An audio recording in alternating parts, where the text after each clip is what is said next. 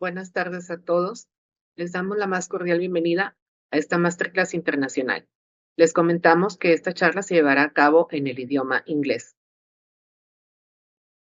Dr. Anna Sergi holds a PhD in sociology, specializing in criminology from the University of Essex, where she is currently a professor.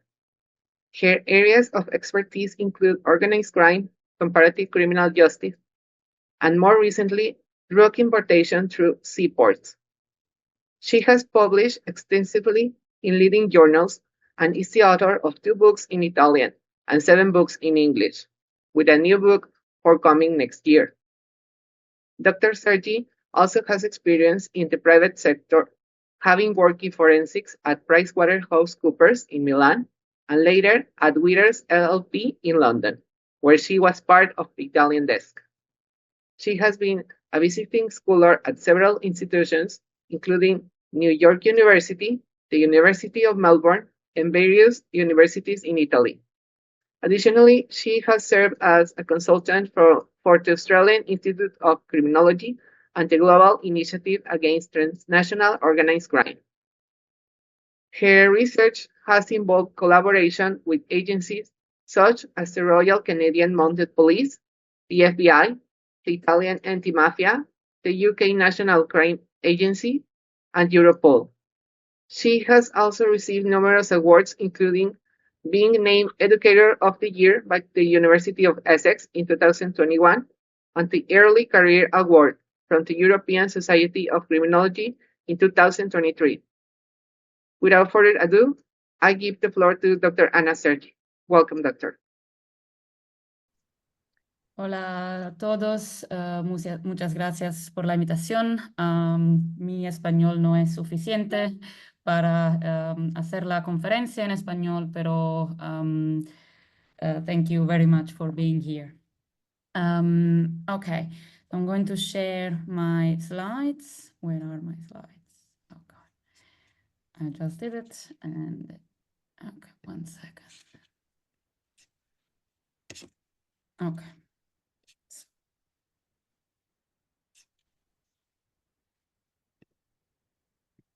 Okay.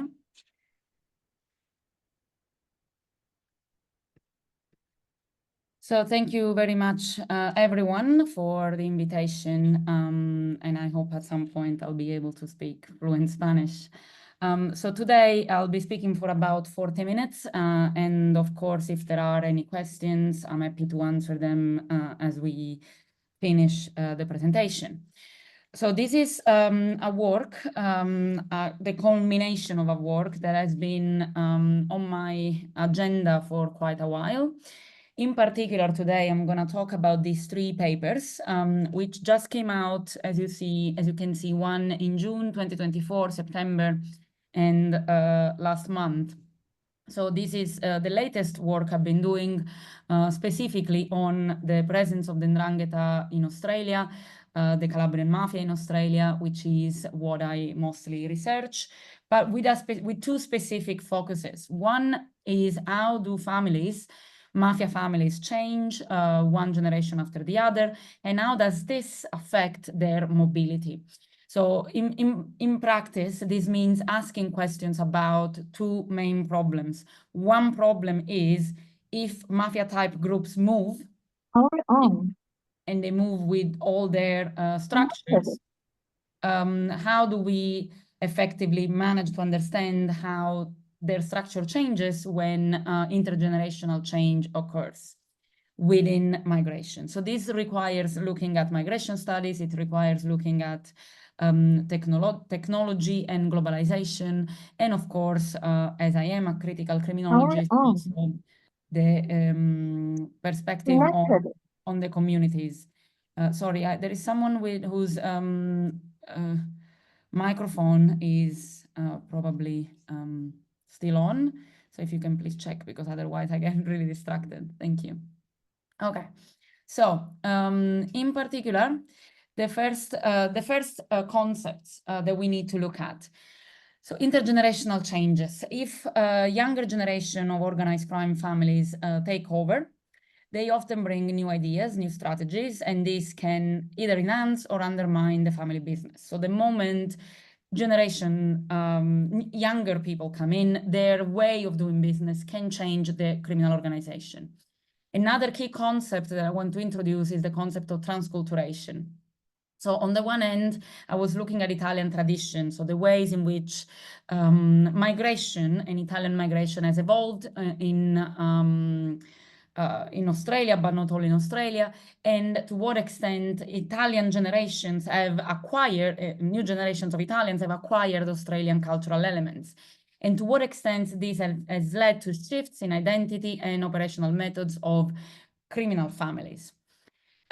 In this regards, we also need to account for external factors, whereby interactions with law enforcement might be different abroad than they were at home, the existence of other criminal groups with which one Italian mafia family needs to interact, and of course, the societal attitudes towards crime, the way the press works, the media works, but also the way the host society receives certain families and their behaviors. So in order for us to understand what we're talking about when it comes to mafia type intergenerational families, we can discuss how these families actually work. I often call them dynasties because what I'm looking at are families that are intergenerational, whereby their criminality crosses more generations. So they effectively exist a bit like families who in the legal world have to leverage their brands, their values, and their legacies to maintain their enterprise. With the only difference, of course, here, the enterprise might also include, usually includes criminal ventures. So mafia families of mafia type dynasties are normally understood in taking into account these aspects of their lifespan. What does the dynasty do for a living? What is the business activity? What is the business activity that moves from one generation to the other?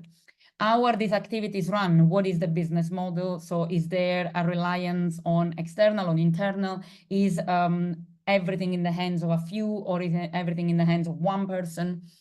What are the short, medium, and long-term plans?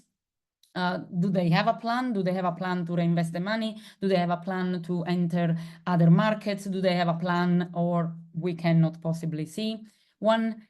But the more interesting one, the most interesting aspect is perhaps the enterprise culture. Is there a so-called corporate philosophy? Does the family embrace a certain cultural apparatus or certain norms or certain symbols, their values as a family? And what happens to these values when the generation change? We often see this when one family is heavily invested in, let's say, extortion rackets for protection, and the generation after these extortion rackets changes in and becomes more less inclined to offer protection and more inclined to just induce fear.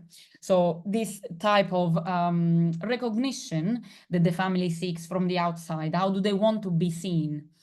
And lastly, the governance structure. How is power maintained to secure the legacy? Is there a plan in place between generations to understand who is going to take over when an older member or an older boss dies or is incarcerated, or in a way, maybe there is no clear lineage, maybe there is no clear heritage. So in the importance of familiness is specifically linked to the concept of diversification. The underworld is uncertain. The underworld is particularly difficult to understand, especially when mafia families move from their original starting point.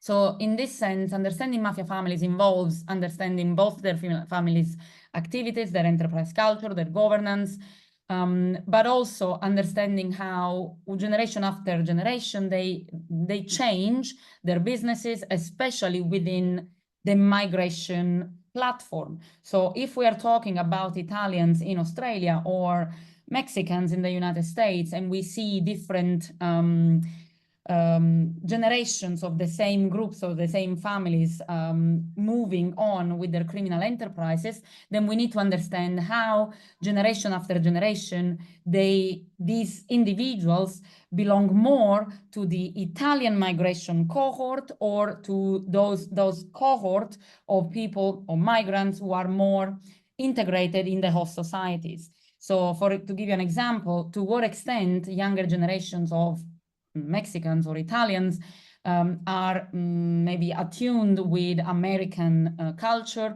or with Italian or Australian culture when they are elsewhere. And this, in order to do that, we need to recognize the importance of recognition and reputation. So it is particularly important for long-standing traditional mafia-type groups or groups of organized crime which have an identity that goes generation after generation and has changed across different bosses and different apical members. Because reputation shapes the identity of people, it shapes the identity of people that get recruited into the organization, and it influences their capacity that these groups have, even abroad, to gain any community standing, to be able to be recognized by their peers in the underworld, but also by the general population at large. So this is basically what I mean when I talk about diversification by referencing previous work on functional diversification, understanding the mafia groups diversify their activities across territories that impact their success, their socioeconomic conditions, and their recognition all play significant roles. So if we take for granted, let's say, the way they diversify across businesses, but we also include an understanding of how their cultural approaches to their identity and their collective identity as well changes within what we call the familiness, then we start to understand the theoretical framework which help us understand their changes across generation in different places.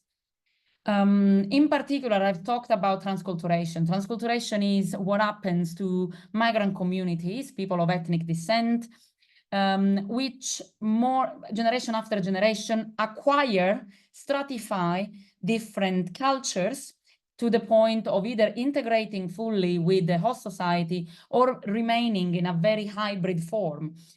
The studies on transculturation tells us that the more people move and stratify their one culture above another, so Italian above Australian, above indigenous, whatever they want to mix with, their, let's say, original traits, their original norms, including criminal ones, are always more and more left behind. So this is what is interesting here, because in many cases of what I was looking at, some of the mafia families that I have looked at in Australia do not show this. They do show up to the fourth generation engagement with mafia deviants, and even when they have high levels of integration and transculturation.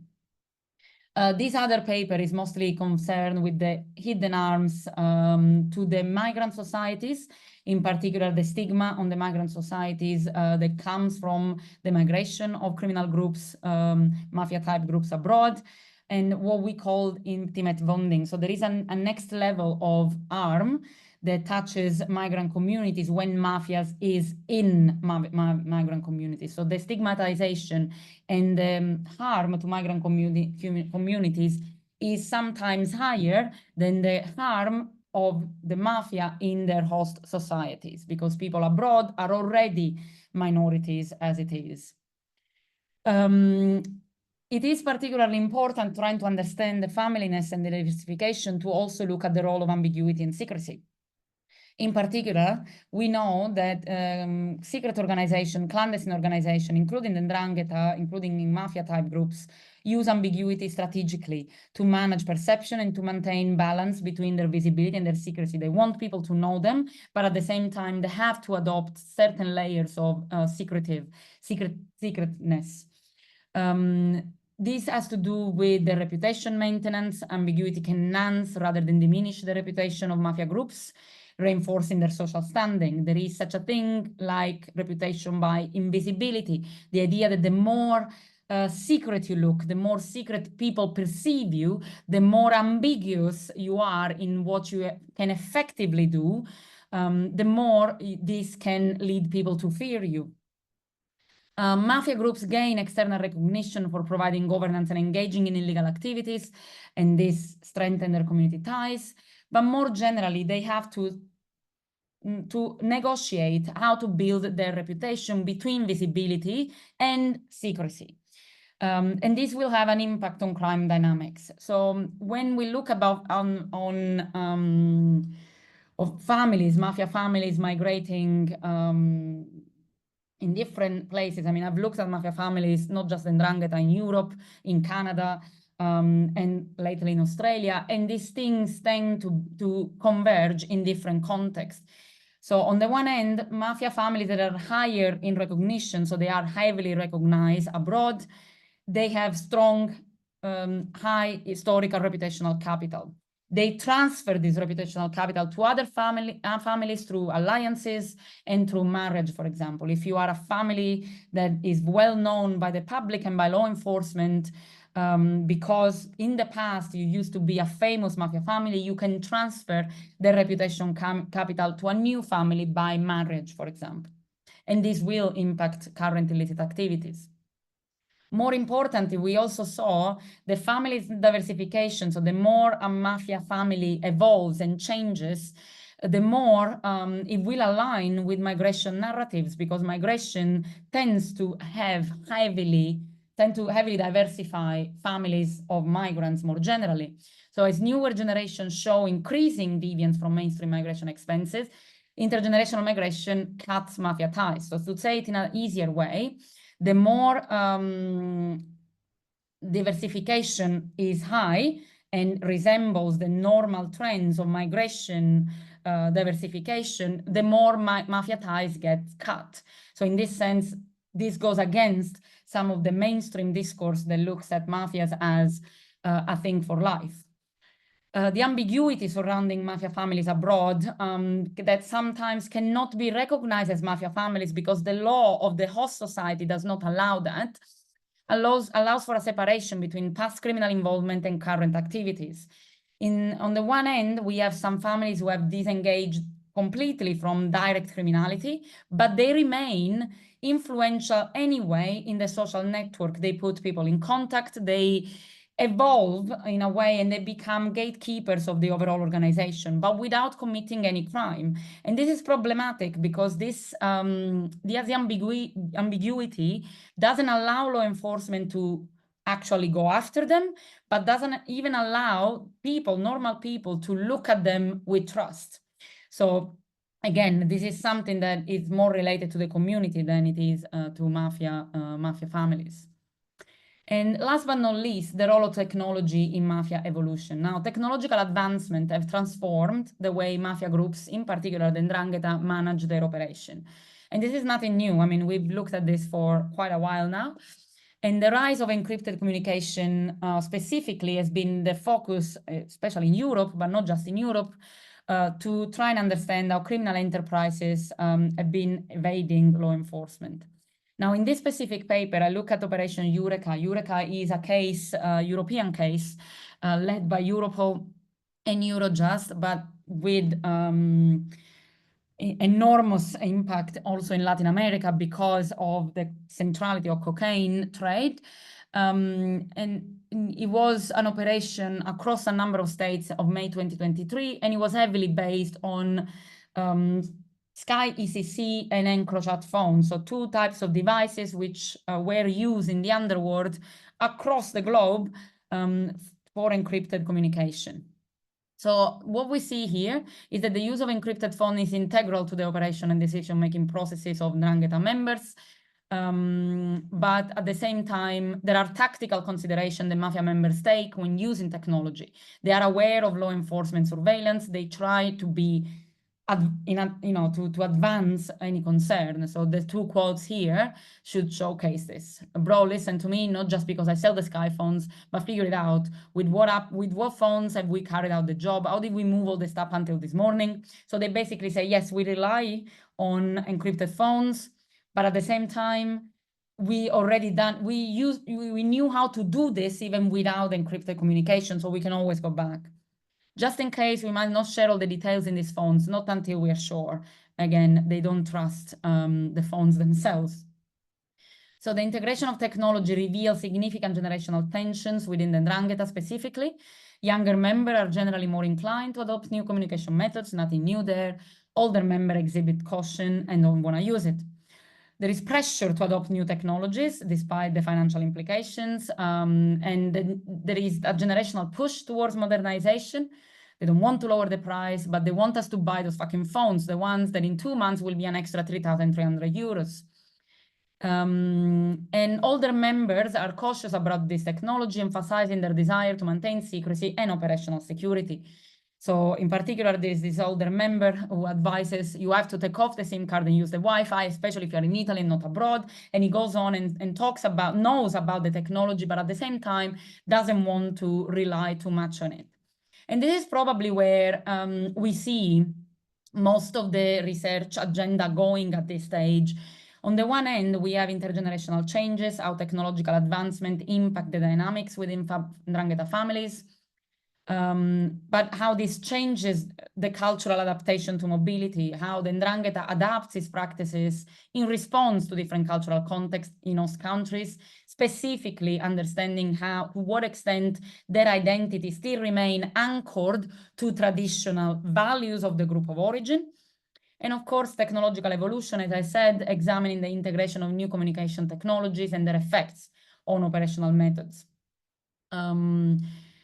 The theoretical frameworks here, as I said from the beginning, are transculturation, mobility studies, and generational theory. So on the one end, transculturation, that focuses on the interaction and blending of cultures, identifying how mafia members, ndrangheta members in my case, negotiate their identity while adapting to new environments abroad, including the language that they use, whether it's English or Italian, the dialect, or the way they speak with other groups, the way they understood and they understand recognition, criminal recognition of other groups.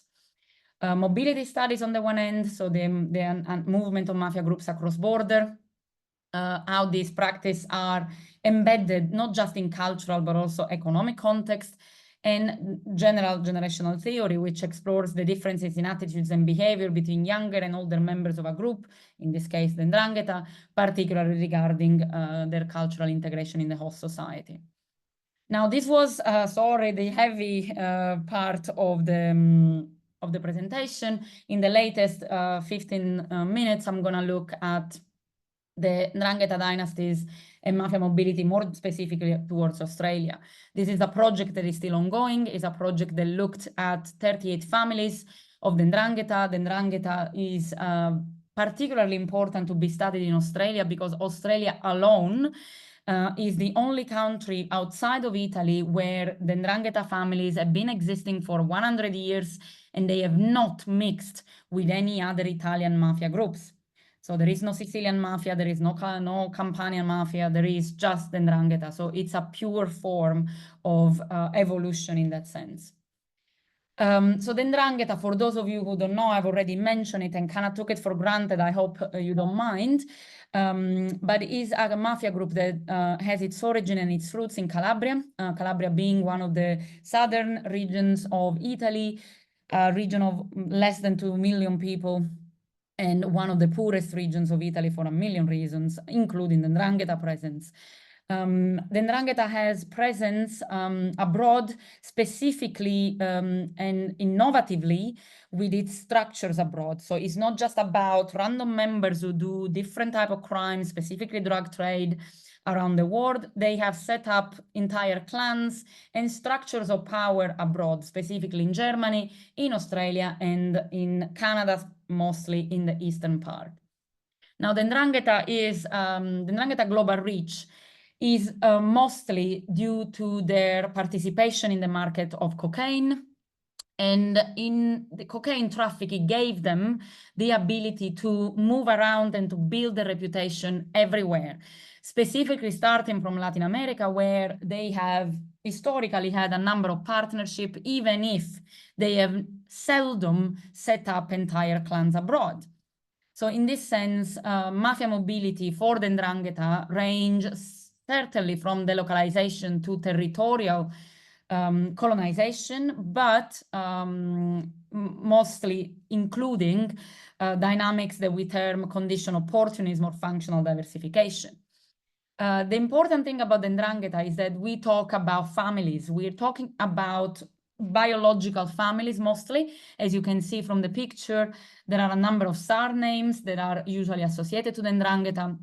And this is why looking at intergenerational change is particularly important because the brand and the reputation of the clan is in fact in the family surname, and this impacts the criminal enterprises. However, what I'm talking about here in terms of intergenerational changes is not just relevant for families in crime. It is relevant, generally speaking, for organized crime, but the studying families in a way already gives us a lot more data to look at. Of course, there is literature that looks both at mobility of mafias, but also at the transmission of criminal careers across families, which have to do with opportunities, which have to do with social factors, with parenting, with family dynamics more generally. So all of this comes together here, specifically because the ndrangheta dynasties, the ndrangheta families in Australia illustrate how intergenerational changes work in migration context, specifically considering that the ndrangheta strongest unit remains the family, which is called the ndrina, and remains attached, as I said, to legacy and hereditary mobility. So some of the families that I've been looking at are interesting in a way for various reasons. So there are four typologies that we can identify. On the one end, these families, there are families who are the gatekeepers. The gatekeepers are 13 of the 38 families that I've looked at. Their reputational capital is based on their surname, is based on their name, on what they actually how they established their reputation. They were violent families who've stopped being violent. They are benefiting from being ambiguous. So they used to be known to be violent families, but then they are also associated to a certain concept of honor. They mostly went unpunished for a number of things. That means that there is always this idea of half fearing them and half respecting them. They are not engaged in criminal activities. They went fully legal. So they basically managed to launder their money across 3 generations now. They are very local. So they are particularly present in certain areas. They have a number of activities from the birds farms to land, as you can see from the pictures, but they also are particularly concerned about their image, how they get remembered. The one you see in the picture here is the tomb of one of the bosses, who looks more like a mausoleum, as you can see. So the reason why they became important in Australia was a number of situations that happened in the 60s, 80s, but importantly, they were heavily invested in drug production, but then the more they moved into money laundering, the more they enter legal businesses. They are currently now what I would call the social club of the ndrangheta. They are the servicing roof. They provide contacts. They are important in the way everyone from Calabria who goes to Australia, to certain parts of Australia, goes to bring the respect to them, but they're not fully involved in crime, which kind of saves them from law enforcement. More importantly, the gatekeepers oftentimes married with new families. These new families, which I call the newcomers, they basically sped up their reputational capital. They married with people who were already important in the mafia before. they marriage with someone with a surname, and that's how they also manage to diversify their illicit wealth. They are mostly urban groups, urban gangs. They come from certain districts and certain neighborhood of the cities like Melbourne or Sydney. But they also plan to have global reach because they are the ones involved in the importation of drugs, particularly chemicals, so MDMAs and cocaine, but less so cocaine in the past years. And they are interested in laundering the cash, but they launder the cash in very direct ways, either through shops, supermarkets, for example, or through pizzerias, very baseline investments. They struggle with intergenerational change because they were given their authority by the gatekeepers, and now as the time approaches for the apical members to resign, let's say resign, they have some problems with, let's say, the stupid son or someone, a son that doesn't want to take over the business. So they are uncertain in terms of their capacity to move beyond the first generation, which is probably what happens more with other criminal groups beyond the mafia anyway. In these families, they're just now trying to separate licit and illicit reach, but as I said, a lot will depend on their legacy strategy. They are not at that point yet to be able to secure a cycle of hereditary traits. The holdovers are the families that wanted to be gatekeepers but didn't manage to be gatekeepers. So in a way, their reputational capital is similar to the one of the gatekeepers. They come from the same places. They were married with the gatekeepers, so they have been in Australia for decades. In a way, their location of origins and the violence that they used to exercise up until the 90s, as you can see from the newspapers articles, in particular a case of a bombing, gives them some reputational capital still 30 years down the line. However, their reach has never gone beyond the local market. They are not particularly interested in diversification. They have very low diversification. They haven't managed to change them much like the gatekeepers have. They were invested in drug trade. They are still invested in drug trade up the third generation. So they haven't moved up in the business, which is a sign of an unsuccessful attempts to launder money. They are often bankrupt families. They try to move across markets, illicit markets, but they don't necessarily manage. They're extremely concerned with the so-called loss of face, with the idea that they are losing power and they are trying to, manage to re-enter the business, but they cannot quite manage that. And then the favorite ones who are the vanishers. So they used to be important families in the past. The newspapers still talk about them. People who are not informed about Australia might still talk about them, but their reputational capital was really the charisma of the boss. Once the boss is over, perhaps the son wasn't interested, or he didn't have a son, or he didn't have, or the daughter married with someone else. They didn't manage to keep the family alive. So the surname disappeared, the brand of the family disappeared. It atomized in many other little families. So they don't have any actual reach. They didn't have any actual capacity to restructure and to go beyond the initial traits that they had, which were extortion in the market control, in the fruit and vegetable market. If you've been to Australia, you recognize the Queen Victoria market in Melbourne.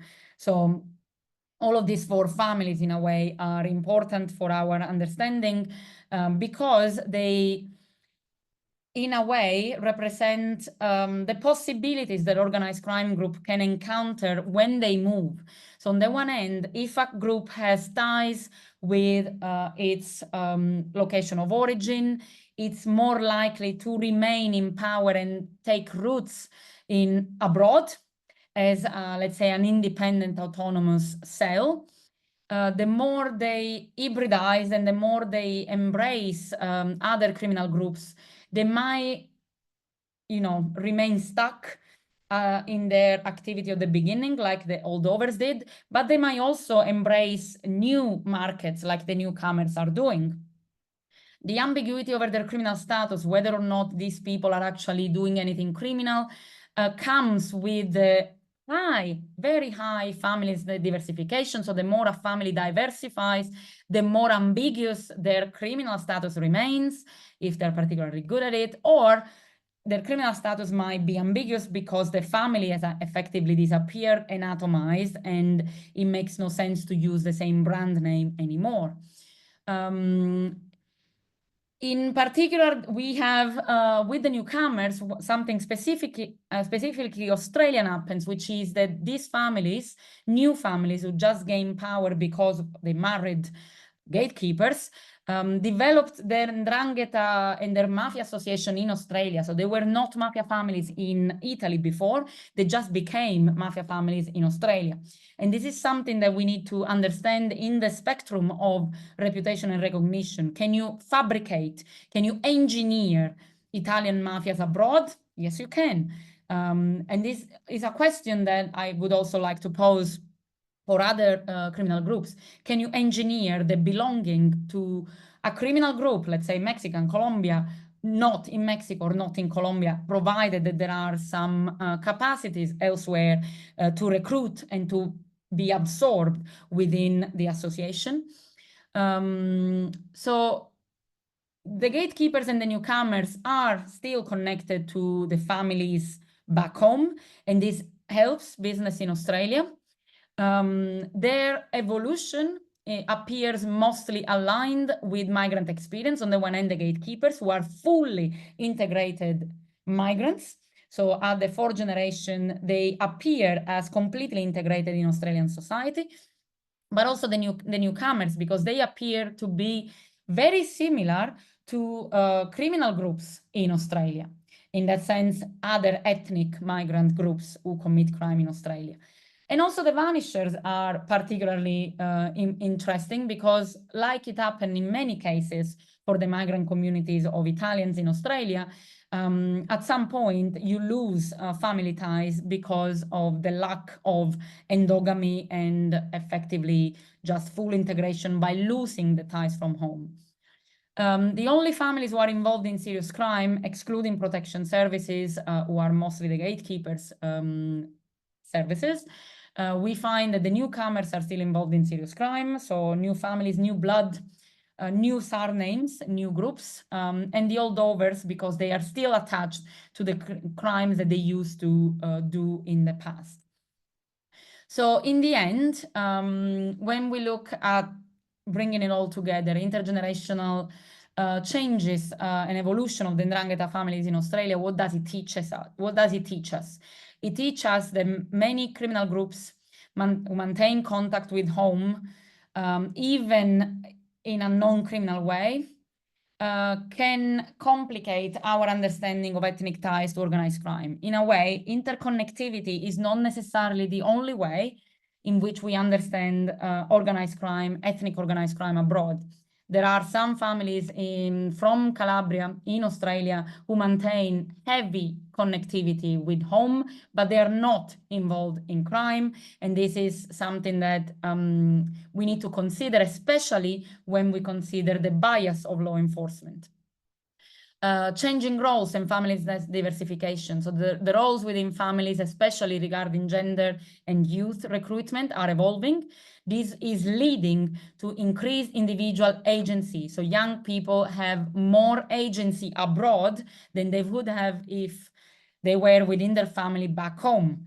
And this diversifies their criminal involvement. It diversifies their broader experience as migrants. Ambiguity strategy remains particularly important in our case for the gatekeepers and the newcomers who employ ambiguity to be mafia in their operation. They still attempt to hold on to the traditional values, but they try and also adapt and innovate, maintaining their reputation in other ways within the criminal landscape. And transcultural trends, as I said, the changing dynamics within ndrangheta families in Australia reflect broader trends within the Calabrian Italian community in Australia. So there is a shift towards transculturation, stratification of culture, that might lead the new generation to deviate from traditional mafia norms and to create new formulas.